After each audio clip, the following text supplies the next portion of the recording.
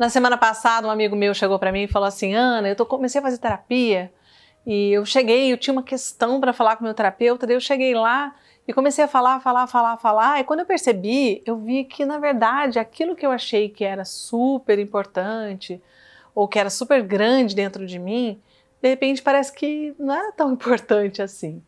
Aí ele falou para mim: você acha que é assim mesmo?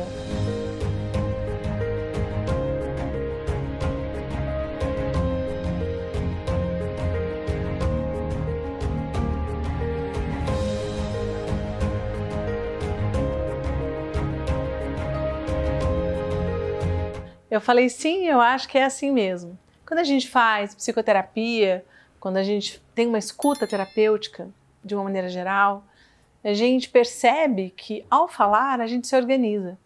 Quando a gente fala, o que acontece primeiro, que já é um grande passo para nós, é que a gente se escuta. De repente você narra um acontecimento do passado e você fala: uau, olha o que eu disse. Você percebe que aquilo foi muito doloroso, que aquilo foi muito importante.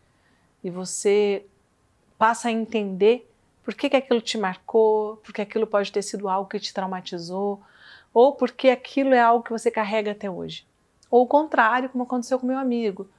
A gente fala e se escuta e, de repente, algo que dentro de nós parecia um grande fantasma, parecia uma coisa muito dolorosa, quando você fala, você vê que não é tanto assim também.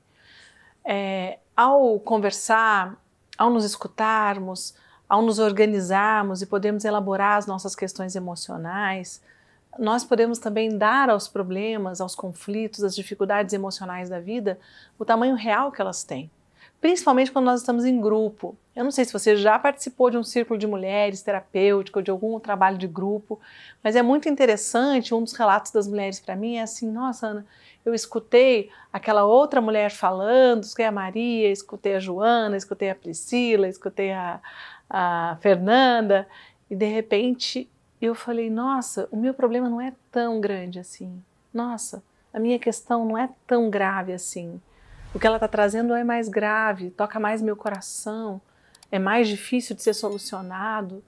Então a gente redimensiona o tamanho dos nossos problemas, conflitos e dificuldades. A gente também entra num espaço de profunda empatia com os problemas das outras pessoas. A gente descobre que as mesmas questões que a gente está vivendo, uma outra mulher também está vivendo ou já viveu.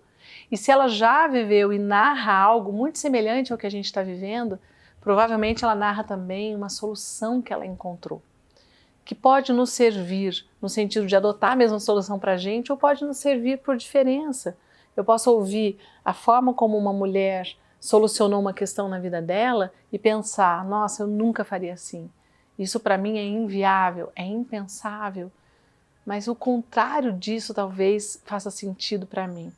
Então, por identificação ou por diferenciação, a gente sempre cresce escutando as pessoas. A gente sempre se alarga, amplia o nosso espaço interno quando a gente amplia a nossa escuta, quando a gente se dispõe a perceber como as outras pessoas funcionam, o que elas pensam da vida, como elas resolvem os seus próprios problemas, quando a gente se deixa tocar pela dor de outras pessoas. E tudo isso vai construindo um repertório emocional que nos ajuda a lidar com as nossas próprias questões.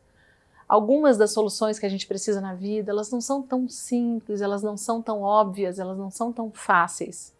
Nem tudo a gente consegue resolver com a nossa racionalidade. Se fosse assim, seria mais fácil, mas os nossos conflitos emocionais, eles vêm sem manual e a gente muitas vezes precisa de uma força que na psicologia a gente chama de força arquetípica, a gente precisa de uma força profunda, a gente precisa de um movimento de alma, de uma conexão com a nossa alma, de uma conexão com o coletivo, para que a gente possa, às vezes, renascer das cinzas, para que a gente possa encontrar saídas e soluções, às vezes, em questões com as quais a gente está lidando há muito tempo e que a gente não consegue enxergar a saída.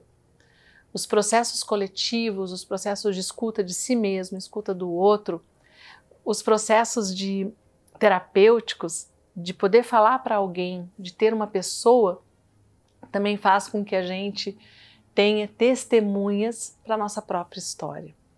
Quando alguém testemunha a nossa história, essa pessoa nos tira de um lugar de solidão. Essa pessoa também nos faz nos sentirmos enxergadas, nos sentirmos vistas. E isso é de grande significado para a nossa vida.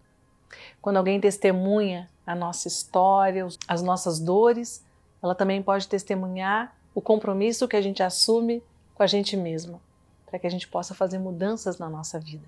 E eu conheço mulheres que têm tanta dificuldade de olhar para si mesmas, para cuidar de si mesmas, que elas só fazem mudanças efetivamente na vida quando elas se comprometem com outra pessoa. Elas cuidam delas, mas porque elas se comprometeram com o outro. Então também isso é válido em algum momento. Quando a gente fala publicamente, as chances de a gente cumprir aquele compromisso são muito maiores. Por tudo isso, cultivar espaços onde a gente possa expressar nossa verdade, onde a gente se sinta não julgada, onde a gente possa escutar as pessoas falando as verdades delas, onde a gente vai além dessa conversa superficial do dia a dia, da política, do tempo, do não sei o que, da economia, da pandemia, onde a gente fala sobre aquilo que importa para as pessoas, sobre aquilo que está ativo no coração das pessoas, escutar-se, escutar o outro, espelhar dores, espelhar recursos, vai construindo para nós um grande repertório, vai trazendo muitos recursos para que a gente possa enfrentar a vida com mais leveza.